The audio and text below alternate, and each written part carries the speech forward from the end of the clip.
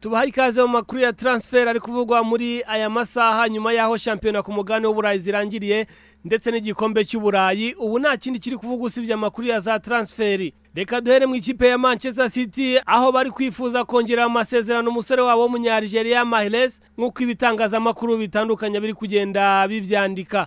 Tukiri mu ikipe ya Manchester City nuko bashobora kurekura umusore wabo Raheem Sterling akishakira indi kipe yerekezamo nyuma yaho adakomeje guhuza n'umutoza Pep Guardiola. Tuve mu ikipe ya Manchester City twerekeze mu ikipe ya Chelsea cyangwa se The Blues.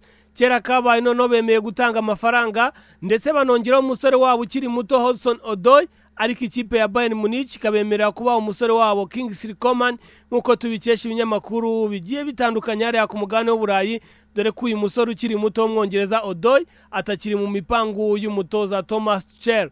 Ikipe ya FC Barcelona iri gukora ibishoboka byose ngirebe ko yasinyisha umunyaportugal Renato Sanchez usanzwe ukinira ikipe yari iri mu gihugu cy'Ubufaransa. Nubwo ikipe yari iri tifuza kurekura uyu musore, Barcelona yateye intambwe ya mbere ikomeye igaragaza ko imwifuza ndetse ikaba yifuza no kumutira mu gihe cy'umwaka igihe deal yo kumugura yaramuka yanze maze yakitwara neza ikamusinyisha mu buryo bwa burundu. Ikipe ya Juventus yo mu gihugu cy'Ubutaliyani mu buryo bwo kwishongora yabajije ikipe ya Manchester City igiciro cya rutahizamu wayo Gabriel Jesus, maze Manchester City nayo itisubiza ikipe ya Juventus ku musore wabo Gabriel Jesus ahagaze akayabo ka miliyoni 50 z'amayero.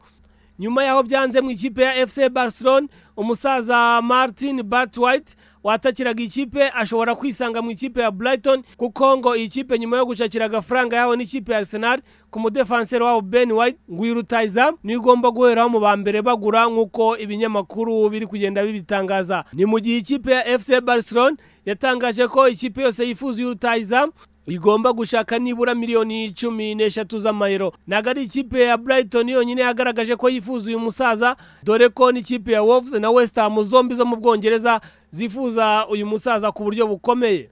Umuzamu wafatiraga ikipe ya Atlanta witwa Pierre Gorini arifuzwa bikomeye cyane ikipe ya Spurs nk'uko ibinyamakuru bigiye bitandukanye biri kubivuga. Directeur mu ikipe ya Tottenham Fabio Platic ari kugerageza ibishoboka byose kugira ngo arebe ko nibura yatiriwe umusore nibura imyaka 2 maze akazaba mugura mu buryo burambye. Mu ikipe ya Manchester United barifuza bikomeye cyane Kylian Mbappe, uyu musore usanzwe ukinira ikipe ya Atletico Madrid. Ikipe ya Manchester United ikaba ishaka kumukura muri Espagne ikamwerekeza muri shampiyona y'Ubwongereza, n'ubundi uyu musore yakinnyemo agikinira ikipe ya Tottenham Hotspur. Ikipe ya Chelsea yo mu gihugu cy'Ubwongereza yabwiwe n'ikipe ya Borussia Dortmund yo mu gihugu cy'Ubudage ko bidashoboka ko ikipe itanga Timo Werner mu ikipe ya Dortmund, maze Dortmund igatanga Erling Haaland. Ibwira ko rwose bidashoboka ko ahubwo igishoboka yazana amafaranga yasabwe n'iyi kipe. Chelsea kandi nyuma yo kubwirwa ko Haaland ataguranwa Timo Werner yateguye andi mafaranga maze yinjira mu ikipe ya Bayern Munich ibaza nimba Bayern Munich yemera kuyiha rutahizamu wayo Robert Lewandowski nk'uko ibinyamakuru bitandukanye birimo na Ndetse byabyanditse. Ikipe ya Chelsea iri gukomeza gushaka abataka bakomeye, ariko kugeza kuri ubu isoko ntago ri kwihira kuko ahantu hose iri gukomanga iri gufeiringa. Ikinyamakuru gikomeye cyo mu Bwongereza Sky Sport cyatangaje ko ikipe ya Manchester United yamaze kwemeranya na Rafael Varane wari usanzwe ukinira ikipe ya Real Madrid, gusa kugeza ubu akaba atarashyira umukono ku masezerano.